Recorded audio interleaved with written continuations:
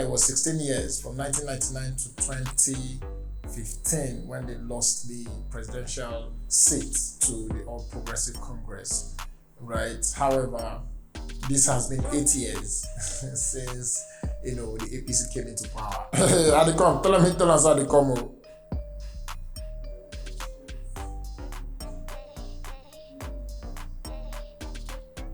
I wish I could. No, if I put my phone on flight mode, I will not receive anything again. Can you hear me? However, my question would be, why should, of course, every time we talk about, the flag bearer for the APC, who is Senator Bola Ahmed Tinubu, everybody talks about his political, precedents. Everybody talks about, his track record, right? What exactly is this track record, and why should anybody today use his track record as a benchmark or a reason to elect him come 2023, the presidential elections? That is a simple question that every Nigerian have answered to.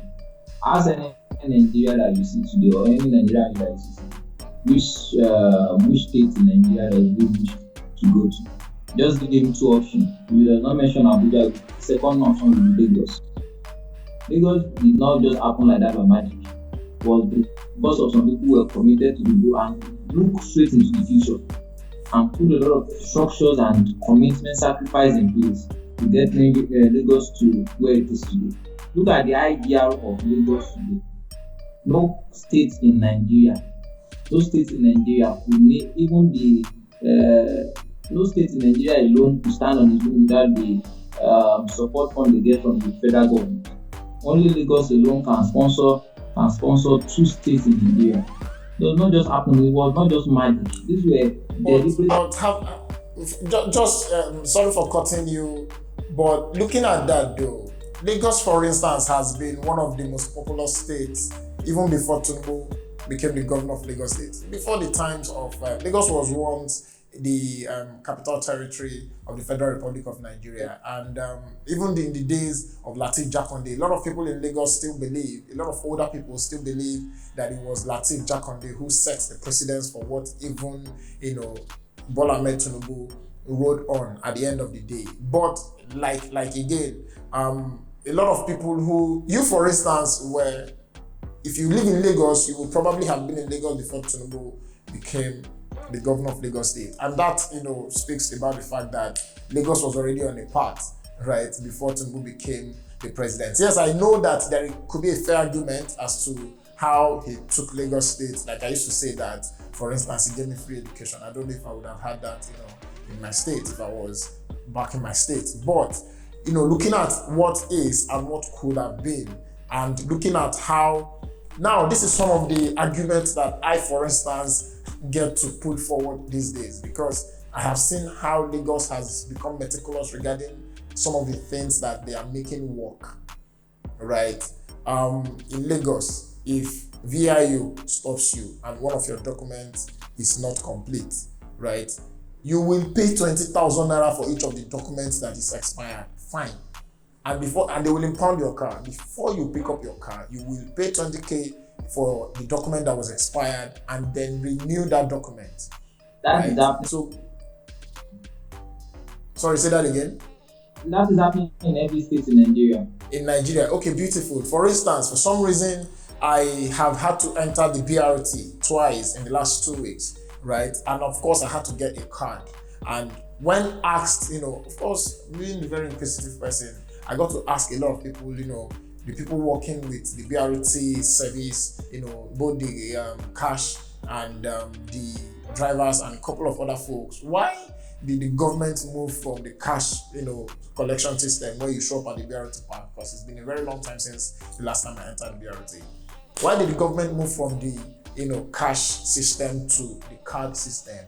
And of course, it is clear that it was just for monitoring, for it to be easy for government to ensure that people are not stealing, their money regarding from the BRT or the transport system. So for everybody who enters the BRT, you must clock in, with a card, and that is very easily trackable. So when they track the finances against the numbers, they're able to weigh and say, okay, this is really working and it's not working. However, in a lot of other areas in the state and governance, we are not seeing that same meticulousness in how the state is being run. It seems as though it is only what government wants to work that is working, right? So really, why should anybody, for instance, people still have arguments against, the tolling system in Lagos State and how that has become a $1 billion business, between the government and a certain private company, which, of course I cannot mention. But people still have issues with that the state government's money was used to build the road, Lekki Expressway. Yet, for several years now, like Lagosians has been, billed for the maintenance of that road, while it is supposed to be the function of the government, Lekki toll as well, and all of those things. And this money keeps rising, just like inflation is rising on one hand, all the other aspects of the nation, particularly in regards to where the government has power, is rising. Tax, for instance, the VAT was announced this week that it is moving from 7.5. I remember it's not been up to 2 years since VAT moved from 5 naira to 7.5 naira or 7 naira 50 kobo. Now, less than 2 years later, they are announcing that VAT is moving. They are adding a whopping 5 naira on VAT, right? Seems to me like, this is something that it's only when the government wants to swindle people of money that they make systems that makes things work. So why should anybody using this, because these are part of the track records of someone like Bola Ahmed Tinubu, why should this be a reason to want to vote in the coming election? Daniel, let's look at 2023 in this direction. We are looking at 4 major aspirants now. We have 2 major and 2 aside. So we are talking about 2 major. Yes. Wow, see the classification. But yeah, go ahead. we look at Obi from the southeast. So when we now want to judge what will be the basis and merit to measure the antecedent of this, we look at responsibility-based antecedent. What have they done in the past? So when we want to look at, let's look at people that have managed states in the past. Let me tell you, the more you get closer to the grassroots, the more difficult it is to govern. That's why it's easy for someone to be a minister and just stay here in Abuja, not visit home, just be appearing on the TV and whatever. Maybe once at the end of the month, just go home with some millions, just share and people. But the closer you get to people at the grassroots, the harder it becomes to govern people. So let's look at people that have been being state governor at the time. Out of all of them, it's only Atiku. And Atiku was one time a governor elect. He ran away to be the vice president to Obasanjo. We have 3 people that are former. We have one person, we have without putting indulging any form of political ideology. Out of these 3 set of people, who of them have maintained relevance maintaining relevance in a political sphere is not about just saying you have cash at hand. It's about the ability to understand the game, ability that people have believed in your ideology and you have maintained that standard till date. It is easy to rise in politics, but to keep yourself at the top is not an easy thing. It's easy to get to the top, but you cannot maintain what it is to be at the top. You find yourself, that's why I've seen a lot of politicians that the governor at the same time, a lot of them, you cannot hear their name against you. It's not because he was from Lagos, he was not the first governor to get out of Lagos State. He was not the first governor that was governor at the time. He was governor when Obasanjo was president of this country. Even Obasanjo as of today, it is hard to maintain relevance. You have seen someone that has been able to maintain that relevance, not just in his own, but as a nationalist. When you go to the north, go to Kano, there is very, very acceptable. And someone that has been committed to the development. You will see there is a crisis in Kano. We leave Lagos State, go to Kano State, give support to the kind of people that that they are not just passionate about their interests, but they are very, very much conscious about the development of this country. You might have get it wrong with President Buhari, but you have to understand that political party is just a platform to drive your political ambition. As of today in Nigeria, we don't have a single candidature yet signed into law in our democracy. Whereby if you want to contest now, you can contest with just your name and just say you want to go as Daniel to be president of India. We don't have that yet. So you have to be in a political party to drive this ambition. And if a lot of people want to drag the failure of President Muhammadu Buhari to Tinubu, might be right to say that, but thing is still true. Let's judge them based on their assistance. Let's put them on mark and call them when they were all government. Call them when they were in their previous position. Score them after office. After office, what have they been doing after office? How have they been able to keep up with relevant? How have they been able to affect them after leaving office till date? Because the answer is in the mouth of every Nigerian. And these are things we should look at. We should look at out of political sentiment. This one is from not, this one is from this. From the two aside, Nigerian politics is about number. When we look at 2015 election, look at 2019 election.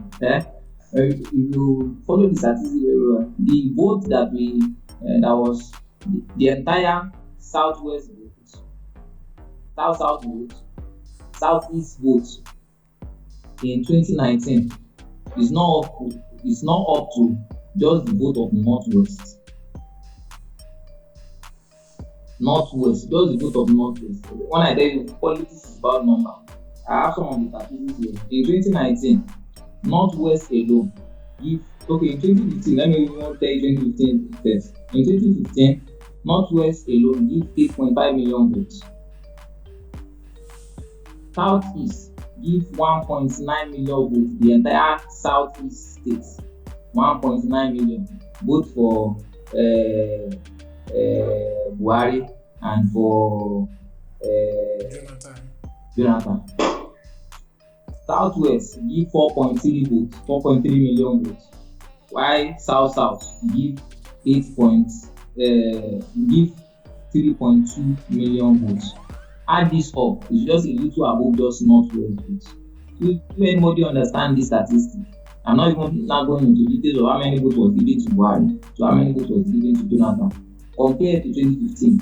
When you understand all these statistics, and most of these people that you are looking at, even article was on channels of this, he said 90% of these people are not on social media. As young people, as we keep increasing consciousness and advocacy to get young people to get more involved, but if we get to that level, we still have to understand our current reality. That a lot of this number are still in the grassroots. And this calculation, mapping it out, might not be able to figure all these two aside. If you call anybody in the north now, just call a random friend in Sokoto and tell him, does he know what is obedience or who is we did the experiment recently. We made some calls randomly to some of our colleagues in Sokoto. They have not even heard of it before, not even that they know him or they are not supporting him. They have not heard of it before. And that's the reality. So we must not be able to, we should not allow them as a distraction for now. For every election, there's always a third force. In 2019 was Shubure. I would know how much of vote he was able to put for himself. Was Shubure really the third force? Was Shubure really the third force in 2019? He was the major person that the youth were talking about on social media. But now, we have some people now, obedience on Twitter. But now, you have to understand it. You have to understand the fact. Politics is local, it's about number, and the major number, the where is coming from. What we are getting from the south, east, southwest are just to add up. These are calculations that politicians put in place. They know where they are getting. Why they when they call someone like Shetima to come from Borno State, they know how much votes Borno alone can put. Borno alone can give Tinubu 2.5 million votes. The entire vote that the entire southeast of Peter Obi can galvanize, that the 2 million vote that this entire southeast will galvanize will not even be just for Peter Obi, it will be split. Some will go to Atiku, some will go to Tinubu. Just Borno alone can produce that kind of vote. When we start, and these are people that are not on social media.